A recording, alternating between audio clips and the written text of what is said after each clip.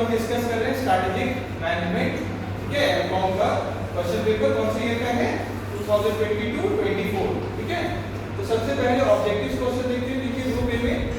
The strategic management is a one-time activity and once a strategy is formulated, it does not require ongoing evaluation and adjustment. Second line से ही गड़बड़ हो गया ना, क्योंकि हम लोग बार-बार उसको इवैल्यूएट करना पड़ता है। ये तो एक पार्ट है स्ट्रैटेजिक मैनेजमेंट प्रोसेस का। हम लोग स्ट्रैटेजी बनाते हैं, फॉर्मुलेशन, फिर इंप्लीमेंटेशन, कंट्रोल भी तो है ना। तो क्या हो रहा है, बार-बार हम उसको चेक करते हैं कि जो अभी है एनवायरनमेंट के हिसाब से ठीक है। ये क्लियर हो गया। तो पहला आंसर क्या होगा, फॉल्स, ठीक है। चलिए second, a strategic plan is a detailed step by step guide for day to day operations। गड़बड़ हो गया, डे टू डे ऑपरेशंस के लिए नहीं होता, वो तो लॉन्ग टर्म के। तो डे टू डे वाला जो उसको क्या बोलते हैं, तो ऑपरेशनल प्लान का पार्ट है ना, कि कैसे हमको आज काम करना है, अंदर कैसे जो थोड़ा लिस्ट बना देते हैं। क्लियर हो गया। दूसरा कभी क्या हो गया, फॉल्स, ठीक है। तीसरा, corporate level strategy deals with the decisions on overall company goal such as growth, stability and profitability. Overall के लिए बोला है, कॉर्पोरेट तो ओवरऑल के लिए होता है। हम लोग पढ़े थे कि कॉर्पोरेट लेवल का जो स्ट्रेटजी होता है, तीन तरह का स्ट्रेटजी है, कौन सा, कॉर्पोरेट लेवल स्ट्रेटजी, फिर बिजनेस लेवल और फंक्शन लेवल। ये अगर होता है, ये क्या डिसाइड करता है, ओवरऑल डायरेक्शन एंड स्कोप, है ना। हमको किस दिशा में जाना है, क्या करना है ना, वो कौन डिसाइड करता है, पूरा कंपनी को लेके, पूरा ऑर्गेनाइजेशन को लेके कौन करता है decide, corporate level strategy. Clear हो गया। तो इसमें तो सही लिखा हुआ है कि ग्रोथ, स्टेबिलिटी, प्रॉफिटेबिलिटी ये सब के बारे में रहता है। ऊपर में ही लिख दिया on overall company goal, overall लिखा है, तो राइट है, ट्रू, ठीक है। अब बताओ बोल सकते हैं, a company's mission statement typically outlines its long term strategic objectives। Objective strategy तो क्या वो स्ट्रेटेजिक ऑब्जेक्टिव्स को बताता है, फॉल्स, बताता नहीं है। मिशन डायरेक्शन देता है कि हमको, या नीति तय करता है कि हमको इसके ऑब्जेक्टिव बना लेना है, बनाता नहीं है। क्योंकि हम लोग पढ़े डिफरेंसेस, इसमें हम कुछ दिन पहले आपको बोले थे difference between vision and objectives, बोले थे ना, ठीक है। तो उसमें साफ अंतर है ना, ऑब्जेक्टिव्स अलग है। विजन क्या होता है, विजन होता है हमको कहां पहुंचना है, मिशन क्या होता है कैसे पहुंचना है ना, हम क्या करेंगे, हम क्या बनाएंगे, ठीक है। तो उसके लिए फिर जैसे ऑब्जेक्टिव जो होगा अलग सेक्टर होगा, फिर क्या है ऑब्जेक्टिव्स, ठीक है। उसमें क्या तय करते हैं तो हमारा लॉन्ग टर्म ऑब्जेक्टिव्स क्या है, डिफरेंस है ऑब्जेक्टिव्स और गोल्स में। क्या होता है, ऑब्जेक्टिव होता है लॉन्ग टर्म के लिए और गोल्स होता है शॉर्ट टर्म, है ना। वो जैसे आपको टीचर बनना है तो एमकॉम है, प्रोफेसर बनना है तो एमकॉम कर रहे हैं, आप नेट देंगे, ये सब क्या हो गया, ये सब छोटे-छोटे गोल्स हो गया आपका। इसके अंदर फिर गोल्स आ गया, असाइनमेंट जमा करना है, एग्जाम्स देना है, ये हो गया, अटेंडेंस आपको कंप्लीट करना है। लास्ट में आइए SWOT एनालिसिस, ठीक है। तो फॉल्स हम लोग का बोला इससे पहले वाला, SWOT analysis stands for strengths, weakness, opportunities, last में गड़बड़ हो गया, टैक्टिक्स, टैक्टिक्स नहीं होगा, क्या है, थ्रेट्स। लेकिन अगर एग्जाम में लिखने आएगा ये, तो अगर आप इसको SWOT का फुल फॉर्म आएगा तो इसमें एक वीकनेस ES नहीं होना चाहिए, वीकनेसेस होता है ना। लेकिन अगर ये आया 1 मार्क्स में और नहीं भी लिखा हुआ तो उसको राइट मान लेते हैं हम, मानते समझ में आ रहा है। अगर 1 मार्क्स से आपको बोला आप लिखिए फुल फॉर्म, तो आपको ES नहीं लगाना होगा, समझ में आया, मतलब असली फुल फॉर्म लिखना होगा। और ऐसे में ES नहीं लगाया तो कुछ समझ में आ रहा है कि ठीक है, लेकिन टैक्टिक्स गलत है तो उसके कारण रॉन्ग हो गया। क्या होना चाहिए, थ्रेड्स, ठीक है। चलिए शॉर्ट आंसर में आइए, nature and scope of strategic management. तो नेचर एंड स्कोप तो इसमें लिखेंगे हम लोग, है ना, कि स्ट्रेटेजिक मैनेजमेंट में क्या करते हैं, स्ट्रेटजी बनाते हैं, लॉन्ग टर्म के लिए होता है, ठीक है। तो कंपनी जिस सेक्टर में जाना चाहती है, जिसके लिए हम लोग स्ट्रेटजी बना रहे हैं, तो उसमें ये करते हैं, क्या करते हैं, स्ट्रेटजी फॉर्मुलेट करते हैं, इंप्लीमेंट करते हैं, है ना। गोल बनाते, पहले गोल बना लिए, फिर क्या करेंगे हम लोग उसको, फिर एनवायरमेंटल स्कैनिंग भी होता है, जो प्रोसेस है उसके बारे में थोड़ा सा लिख देंगे, है ना। और नेचर उसका क्या क्या पार्ट है, ठीक है। और स्कोप उसके अंदर क्या क्या आता है, वही फॉर्मुलेशन, है ना, गोल सेटिंग, एनवायरमेंटल स्कैनिंग, ठीक है। इसमें SWOT आ गया आपका, है ना, फिर स्ट्रेटजी, फॉर्मुलेशन, फिर इंप्लीमेंटेशन, ये सब जो करते हैं। क्लियर हो गया, ठीक है। तो आगे बढ़ते हैं हम लोग। नेक्स्ट क्वेश्चन, डिफरेंस, क्या आपको लिखना है, difference between strategic planning and strategic implementation. Scope में इसके अंदर क्या क्या आता है, स्कोप में तो क्या होता है, क्षेत्र, इसके अंदर क्या क्या आता है, क्या करते हैं हम लोग, अभी बताया ना, गोल सेट फिर हम लोग और सब भी इसमें लिख सकते हैं कि तो ये प्रोसेस के बारे में थोड़ा लिख देंगे हम लोग, और ये भी लिख सकते हैं कि इससे क्या होता है, मतलब रिस्क को कम करने के लिए एफर्ट डालते हैं, तो शॉर्ट टर्म भी लिख सकते हैं कि कहाँ कहाँ हम लोग अच्छा कर सकते हैं। क्लियर होगा? डिटेल आंसर होगा आपके पास, अगर नहीं मिलेगा तो बोलिएगा, उसको फिर देख लेंगे। ठीक है, ग्रुप में भी सेंड कर देंगे, देख लीजिएगा। चलिए आगे, difference between strategic planning and strategic implementation. Strategic planning में क्या होता है, लॉन्ग टर्म के हम लोग प्लान बस कर रहे हैं, ठीक है, तो प्लानिंग वाला जो प्रोसेस है वो तो ये अभी हम काम करना स्टार्ट नहीं किए।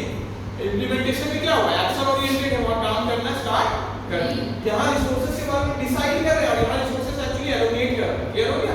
वो बांट दे रहे हैं, ये लो रिसोर्सेज, ये तो ये जो इधर वाला पार्ट है ये मेनली क्या है, ये आपका बोल सकते हैं कि सिर्फ पेपर वर्क है ना, बात कर रहे हैं लोग, डिस्कशन से रिलेटेड। और यहाँ क्या है, एक्शन इंप्लीमेंट कर रहे हैं, तो क्या कर रहे हैं, एक्शन ले रहे हैं ना, उसको लागू करने के लिए जितना भी चीज लगेगी वो।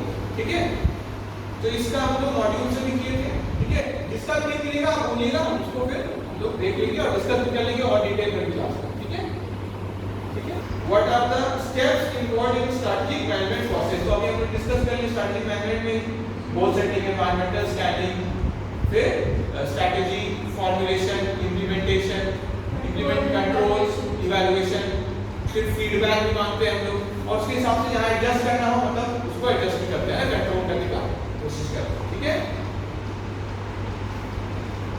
तो क्योंकि 15 मार्क्स का अगर जो आएगा तो हमने डिस्कस की 3 पार्ट में डिसाइड उसको लिखते हैं ना, introduction, main answer, main body of the answer, ठीक है, मेन बॉडी, और फिर लास्ट में क्या कंक्लूजन। और कोशिश करेंगे क्योंकि हम इतना सारा चार्ट्स डायग्राम ये सब भी देखे हैं, जरूर से कम 1-2 चार्ट्स सब में हम लोग कोशिश करेंगे डालने। कहीं नहीं आएगा इंट्रोडक्शन में तो डाल सकते हैं चार्ट, समझ में आया? मेन बॉडी में नहीं आएगा, इंट्रोडक्शन में तो इंक्लूड कर सकते हैं ना। क्लियर हुआ? ठीक है, तो उससे अच्छा प्रैक्टिकल आंसर लगता है, अच्छा लगता है ना। Discuss the internal and external environment involved in the analysis of global environment.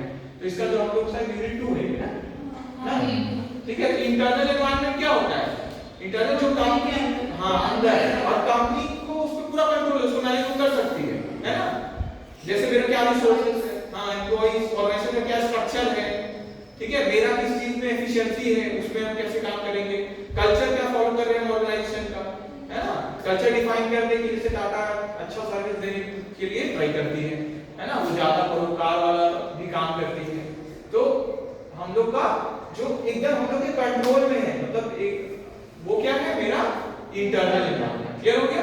External को 2 पार्ट में बांटा गया है, यहां ध्यान दीजिएगा क्योंकि यहां पे डाउट्स होता है, देखिए। ठीक है, एक्सटर्नल एनवायरनमेंट क्या है, इसको 2 पार्ट में बांट देना है। हां, माइक्रो और मैक्रो। माइक्रो क्या होता है, माइक्रो इसमें हम लोग अपने सप्लायर्स, रॉ मटेरियल, हां, जो एक्सटर्नल जो है बस हमारे कांटेक्ट में, ठीक है, कांटेक्ट में या नजदीकी, नहीं भी हो सकते, नजदीकी है। क्लियर हो गया?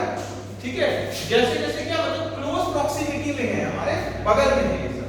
जैसे हम किसको बोलते हैं, कस्टमर्स को, कंपटीटर्स को, सप्लायर्स को, वेरी गुड, ठीक है, रेगुलेटर्स भी बोल सकते हैं, है ना, जो जिस बिजनेस में उसके कौन-कौन गवर्नमेंट वाले रेगुलेटर्स या रेगुलेटर्स को, ठीक है। क्लियर हो गया?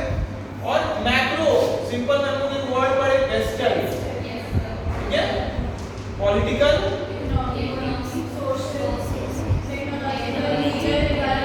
ठीक है, तो ये वेस्टर्न थोड़ी बस याद रखेंगे। और ये अभी हम लोग का एक्सटर्नल है, और इसमें तो और कम कंट्रोल है, और कम है ना, इसको इन्फ्लुएंस करना और हार्ड है ऑर्गेनाइजेशन के लिए। ठीक है, इसमें तो थोड़ा बहुत कर भी लेंगे, है ना, जैसे कुछ है एग्रीमेंट कर देंगे सप्लाई से, लेकिन थोड़ा ही कर, ज्यादा नहीं कर सकता, और अपना मनमानी भी नहीं कर सकते, लेकिन कुछ ही है ना। क्लियर हो गया? तो अंदर वाले हो गए, एक्सटर्नल जो बाहर वाले हो गए, वो उसमें भी है माइक्रो और मैक्रो। तो माइक्रो क्या हो गया, अब क्लोज कांटेक्ट में एक्सटर्नल एनवायरनमेंट वाले हैं, और मैक्रो क्या हो गया, हाँ, और वो क्या है, मतलब हम लोग भी एकदम ज्यादा बाहर, वो ज्यादा बाहर बोल सकते हैं, है ना।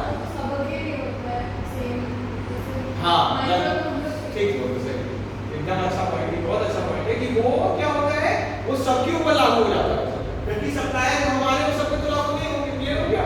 ठीक है, हमारे कस्टमर कोई और सकते हैं, दूसरे कोई और सकते हैं, क्योंकि हम जो प्रोडक्ट सप्लाई कर रहे हैं उसका उसके जो लोग होंगे वो अलग होंगे ना। क्लियर हो गया? ठीक है, इसको भी तो समझ गया, इसको वर्गीकरण करेंगे, अगर आप को हम कहते हैं 2 पार्ट में बांटने का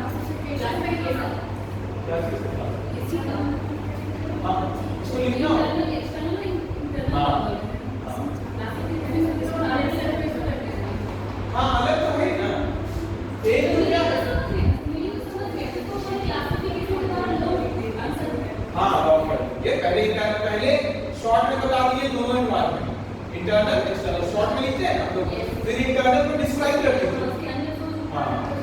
हाँ वही अंदर में कस्टमर सप्लाई के थोड़ा थोड़ा बता देना है सबके बारे में और अपना कंट्रोल के बारे में बता देना कितना कंट्रोल कर सकते हैं, ठीक है। और इसको फिर एक्सटर्नल एनवायरनमेंट का इसी तरह ठीक है, माइक्रो के बारे में लिख देंगे फिर मैक्रो के बारे में डिटेल। पहले क्या करना चाहिए, ये अच्छा पॉइंट बताएं। पहले क्या करना चाहिए, जो क्वेश्चन है उसको शॉर्ट में बता दिए पूरा आंसर और उसको फिर डिटेल में ले ताकि आंसर में सामने दिख जाए, फिर जो डिटेल उसको बस कीजिए ना।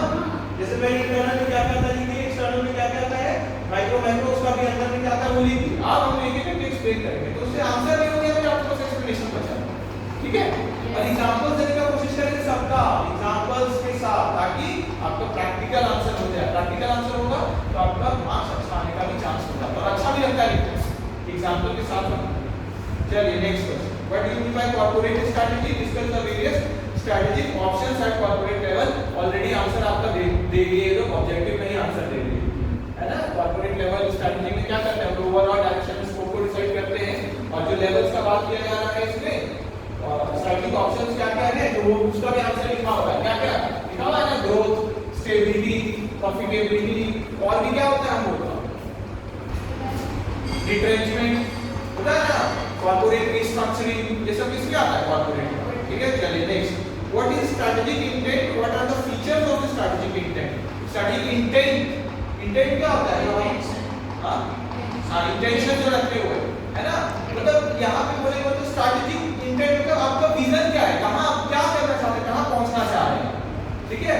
तो जैसा मेरा स्ट्रेटेजिक इंटेंट रहेगा तो मेरा फ्यूचर गोल्स एंड एस्पिरेशंस क्या है, लॉन्ग आंसर हम लोग डिस्कस कर चुके हैं क्लास में है ना, नोट्स भी आपके पास यूनिट 1 का है ना, ठीक है।